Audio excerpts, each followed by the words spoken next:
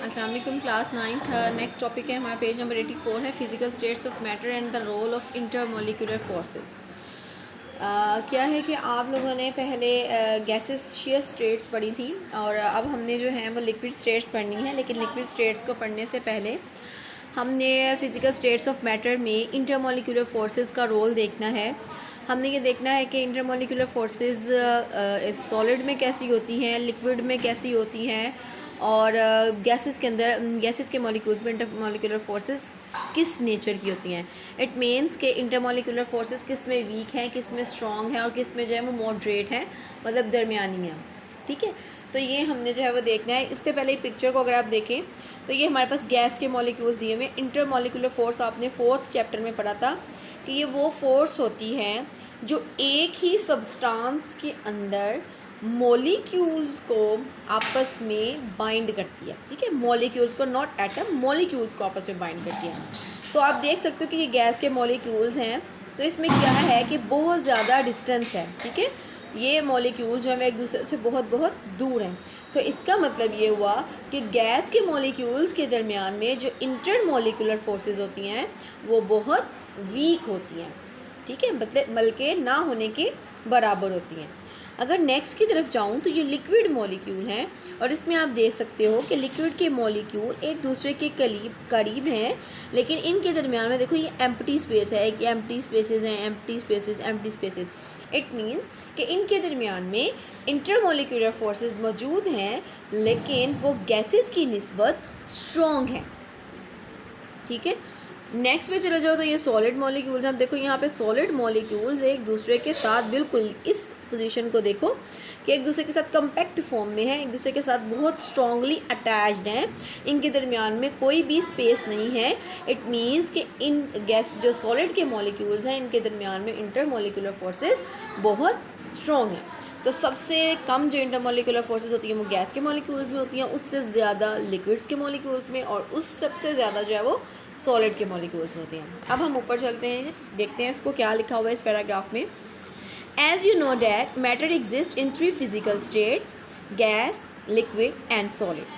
ठीक है, अब यहाँ पे आप लोग हेडिंग दे सकते हो in gaseous states. In gaseous states the molecules are far apart from each other. Far apart का मतलब होता है एक दूसरे से बहुत दूर हैं। ठीक है, far apart from each other, therefore intermolecular forces are very weak in them. But अब यहाँ पे हमारे पास आ जाता है liquid. But in the liquid and the solid states intermolecular forces play a very important role on their properties. In the liquid state molecule, अब यहाँ पे आप लिक्विड स्टेट्स मॉलिक्यूल में हेडिंग दोगे। In the liquid state molecules are much closer to each other as compare to gases. कहता है कि इसमें जो है वो बहुत करीब होते हैं as compare to gases. As a result liquid molecules develop stronger intermolecular forces. इसके रिजल्ट में क्या होता है कि जो लिक्विड के मॉलिक्यूल्स होते हैं वो स्ट्रॉन्गर इंटरमोलिकुलर फोर्सेस को डिवेलप कर रहे होते हैं, which affects their physical properties like diffusion. अब ये इंटरमोलिकुलर फोर्सेस का बता रहा है कि क्या इफेक्ट होता है, ये इन प्रॉपर्टीज़ पर इफेक्ट करती है डिफ्यूजन। जितनी ज़्यादा डिफ्यूजन क्या होती है, हाई कंसनट्रेशन से लो कंसनट्रेशन की तरफ जाना। तो मॉलिक्यूल्स में जितनी ज़्यादा इंटरमोलिकुलर फोर्सेस स्ट्रॉन्ग होंगी, डिफ्यूजन उतनी ही कम होगी। क्यों? क्योंकि मॉलिक्यूल्स जो है वो मूव ही नहीं कर पाएंगे जल्दी। और मॉलिक्यूल्स में जितनी ज़्यादा वीक इंटरमोलिकुलर फोर्सेस होंगी लाइक गैसेस, वो उतनी ही जल्दी जो है वो मूव करेंगे। जैसे स्प्रे जब किया जाता है तो वो एक जगह से दूसरी जगह फ़ौरन से मूव करता है। उसकी रीज़न यही है कि गैसेस के मॉलिक्यूल्स के दरमियान में इंटरमोलिकुलर फोर्सेस बहुत वीक होती हैं। ये डॉटेड लाइन में आपने इंटरमोलिकुलर फोर्सेस देखी होंगी।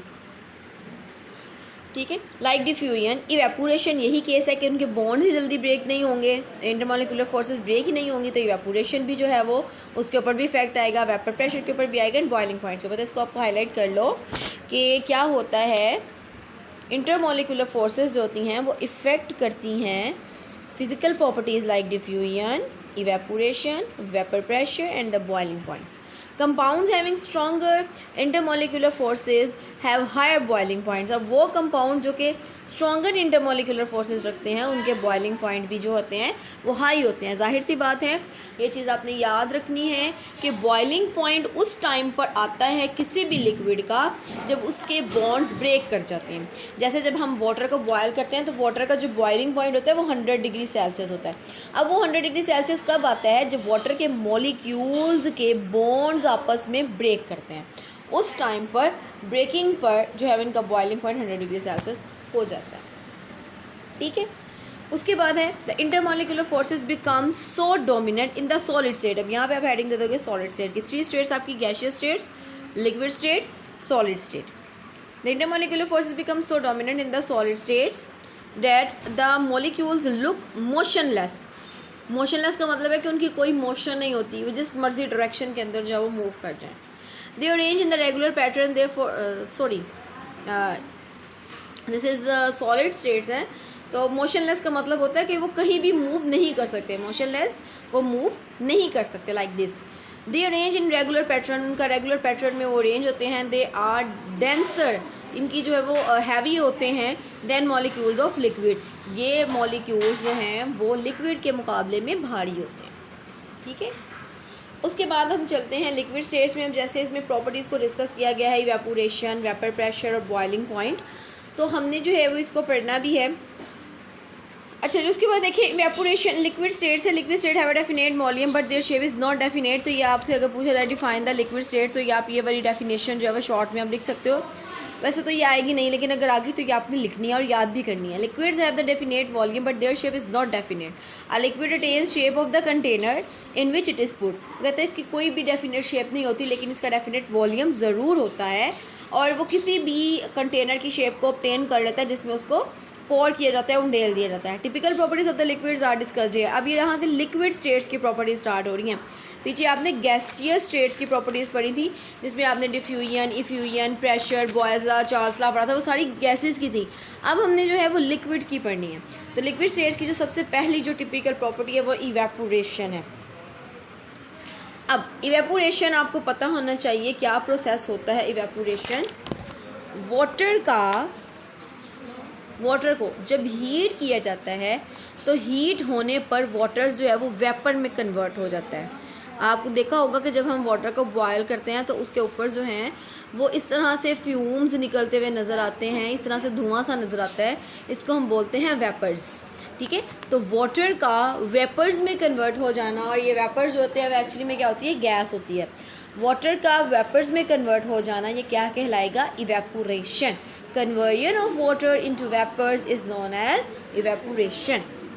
ठीक है जी। अब देखिए इवेपोरेशन की डेफिनेशन बहुत इंपॉर्टेंट है, शॉर्ट क्वेश्चन में आपसे पूछी जाती है। Define evaporation and on which factor it depends. ये आपको बेटा लॉन्ग क्वेश्चन में आता है evaporation. Define evaporation and on which factor it depends. और अगर शॉर्ट क्वेश्चन में आएगा तो आएगा डिफाइन इवेपोरेशन। तो आप यहाँ से लेकर इसकी यहाँ तक जो है वो डेफिनेशन लिखोगे यहाँ तक, और उसके बाद जो है वो ये आपकी एग्जाम्पल हो जाएगी। ठीक है, the process of changing of a liquid into a gas phase is called evaporation. यहाँ तक इवेपोरेशन की डेफिनेशन है, यहाँ से यहाँ तक। नेक्स्ट जो है वो डेफिनेशन आपके पास स्टार्ट हो जाती है कंडेंसेशन की। कंडेंसेशन, यहाँ पे आपने हेडिंग दे देनी है, ये वर्ड लिखा हुआ है कंडेंसेशन का, ये कंडेंसेशन की। ठीक है, तो यहाँ पे इवेपोरेशन, कंडेंसेशन। अब देखो लिक्विड का वाटर में कन्वर्ट हो जाना, वेपर्स में कन्वर्ट हो जाना क्या कहलाएगा, इवेपोरेशन।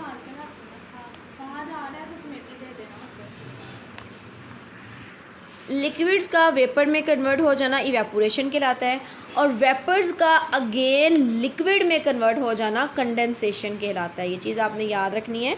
देखो जब हम क्या करते हैं, वाटर को बॉयल करते हैं तो बॉइलिंग पर वो वेपर्स बनाता है और इस प्रोसेस को हम कहते हैं इवेपोरेशन। अब आपने देखा होगा कि अगर हम बॉयल करते हुए वाटर के ऊपर एक जो है वो ढक्कन रख देते हैं उस कंटेनर के ऊपर जिसके ऊपर हम वाटर को बॉयल कर रहे होते हैं, तो अब थोड़ी देर बाद उसको उठाकर देखो तो जो ढक्कन होता है उसके ऊपर वाटर के तो उस ढक्कन के ऊपर क्या होता है कि आपको वाटर नज़र आता है, तो उसका रिज़ल्ट क्या है कि वो वाटर वहाँ पे कंडेंस हो जाता है। कंडेंस का मतलब है ठंडा हो जाता है, वेपर्स ठंडे हो जाते हैं और दोबारा से किस में कन्वर्ट हो जाते हैं, लिक्विड के अंदर। तो वो प्रोसेस जो है वो हमारे पास क्या कहलाता है, कंडेंसेशन। ठीक है, तो यहाँ से देख लेते हैं, the process of changing of liquid into the gas phase is called evaporation. It is reverse of condensation in which a gas changes into liquids. ठीक है, गैस चेंज हो जाती है लिक्विड के अंदर। कंडेंसेशन एंड इवेपोरेशन दोनों की definition दी गई है, आपने इन दोनों को कंबाइन ही लिखना है। जब भी आपको इवेपोरेशन आएगी तो आप यहाँ से लेकर यहाँ तक ही लिखोगे, इवेपोरेशन भी लिखोगे, कंडेंसेशन भी लिखोगे। ठीक है, उसके बाद आप ये वाली जो है एग्जांपल दे दोगे, H2O liquid, H2O gas, del H dot evaporation 40.7 kilo joule per mole. अब यहाँ से evaporation is an endothermic process, इसको हाईलाइट कर ले, बहुत इंपॉर्टेंट है। Evaporation is an endothermic process. Heat is absorbed such as when 1 mole of the water in the liquid state is converted into the vapor form, it requires 40.7 kilojoule of energy. Next हमारे पास बेटा आ जाता है, यहाँ पे heading दोगे, motion of liquid molecules. Motion of liquids molecules. अब क्या होता है, in the liquid states molecules are in a continuous state of motion. Molecules क्या होते हैं, कॉन्टीन्यूअस स्टेट ऑफ मोशन में होते हैं। लिक्विड स्टेट्स के अंदर क्या होते हैं, molecules in a continuous state of motion, मुसलसल जो है वो मूवमेंट में होते हैं, हरकत में होते हैं। तो क्या करते हैं, they possess high kinetic energy molecules. अब देखो मेरे पास ये लिक्विड की मॉलिक्यूल्स हैं, क्या करते हैं कि जब हम वाटर को बॉयल कर रहे होते हैं तो मॉलिक्यूल्स मुसलसल जो है एक दूसरे के साथ मोशन में आ जाते हैं। अब ये क्या करेगा, फॉर एग्जांपल ये मेरे पास मॉलिक्यूल है, तो ये मॉलिक्यूल इसके साथ कोलाइड करेगा, ये अपनी एनर्जी इसको ट्रांसफ़र कर देगा, ये काइनेटिक एनर्जी है। ये मॉलिक्यूल इसके साथ कोलाइड करेगा, इसको नेक्स्ट वाला मॉलिक्यूल इसके साथ कोलाइड करेगा, तो इस तरह से इनकी काइनेटिक एनर्जी जो है वो कॉन्टीन्यूअस मोशन की वजह से ट्रांसफ़र होती रहेगी। ठीक है, they possess kinetic energy but all molecules do not have the same kinetic energy। लेकिन कहते हैं कि तमाम molecules की जो kinetic energy होती है वो सेम नहीं होती। जिस molecule की kinetic energy सबसे ज़्यादा होती है वो टॉप पे चला जाता है, सरफेस की टॉप पे, लाइक दिस, कि अब ये molecules जो है एक दूसरे से कोलाइड कर रहे हैं, तो जिसकी एनर्जी ज़्यादा होगी वो ऊपर टॉप पे चला जाएगा और वो जो है वो किस में कन्वर्ट हो जाएगा, वेपर में कन्वर्ट हो जाएगा। ठीक है, majority of the molecules have average kinetic energy and the few have more than energy. Majority की जो है वो एवरेज होती है, नॉर्मल होती है, लेकिन कुछ की जो है वो more than average kinetic energy होती है। उसके बाद देखो क्या होते हैं, the molecules having more than average kinetic energy, वो मॉलिक्यूल्स जिनकी काइनेटिक एनर्जी जो है वो हाई होती है, ओवरकम द अट्रैक्टिव फोर्सेज, वो अट्रैक्टिव फोर्सेज को क्या करते हैं, ख़त्म कर देते हैं उमंग द मॉलिक्यूल्स। तो अट्रैक्टिव फोर्सेज ख़त्म हो जाती हैं काइनेटिक एनर्जी की वजह से, and escapes from the surface, it is called evaporation. इसको हम क्या कहते हैं, इवेपोरेशन। अच्छा जी, यहाँ तक अब आपका हो गया।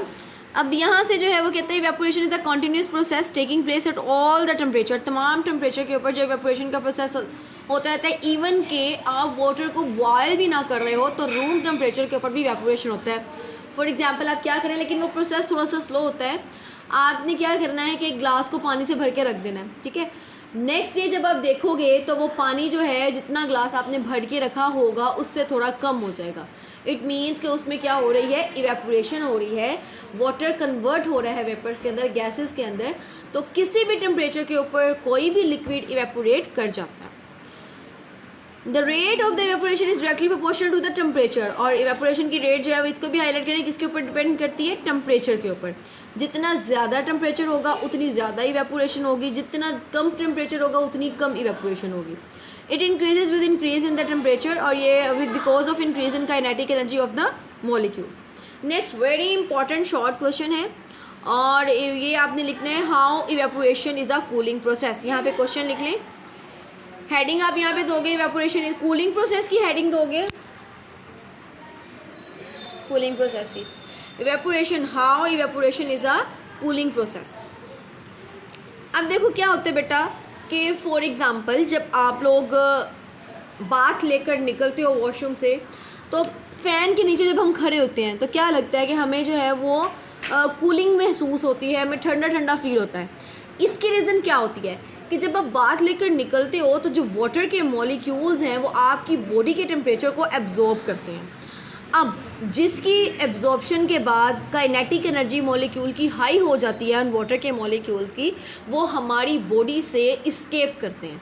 तो जब वो इस्केप करते हैं तो उससे हमें क्या फ़ील होती है, उससे हमें कूलिंग फील होती है। इसकी अगर मैं एग्जांपल दूँ तो स्वेटिंग, ठीक है। जब हमें स्वेटिंग होती है तो हमें क्या होता है कि हमें ठंडा ठंडा फील हो रहा होता है, फ़ैन के में भी जाएं तो उसकी रीज़न क्या होती है कि जब हम स्वेटिंग होती है तो वो स्वेटिंग क्या करती है, बॉडी के टेम्परेचर को कंपनसेट करती है, बॉडी के टेम्परेचर को कम करने की कोशिश कर रही होती है, जिसकी वजह से हमें स्वेटिंग हो रही होती है और हमें कूलिंग जो है वो फील होती है। अब देखो और इसकी एक और एग्जांपल भी है कि जब हम नेल पॉलिश का रिमूवर अपने हाथ पर रखते हैं तो उसमें एरिया पे जहाँ पे हमने नेल पॉलिश का रिमूवर जो अपने हाथ पर गिराया होता है या स्प्रिट जो वाउंड्स वगैरह को क्लियर करने के लिए, साफ़ करने के लिए इस्तेमाल किया जाता है, तो वो हमें ठंडा ठंडा लगता है। उसकी भी यही रीज़न है कि वो हमारे पाम के उस एरिया पे जहाँ पे हमने वो जो क्या उसे कहते हैं स्प्रिट या कोई भी जो है वो नेल पॉलिश रिमूवर गिराते हैं तो वो उस पाम के एरिया की हीट को एब्जॉर्ब करता है और हीट को एब्जॉर्ब करने के बाद वेपर्स में कन्वर्ट हो जाता है, तो इस वजह से इवेपोरेशन जो है वो हमारे लिए कूलिंग प्रोसेस है। When the high kinetic energy molecules vaporize, the temperature of the remaining molecule falls down. To compensate this deficiency of the energy, तो कहते हैं remaining molecules का जो temperature होता है falls down हो जाता है, उसकी deficiency को पूरा करने के लिए molecules of the liquid absorb energy from the surrounding, वो surrounding से जो energy को absorb करते हैं। As a result, the temperature of the surrounding decreases and we feel cooling. For example, when we put a drop of alcohol on the palm, the alcohol evaporates and we feel cooling effect. यहाँ तक आपने learn करना है, यहाँ से लेकर यहाँ तक लर्न करना है। इसके जो फैक्टर्स हैं वो इंशाल्लाह कल डिस्कस करेंगे।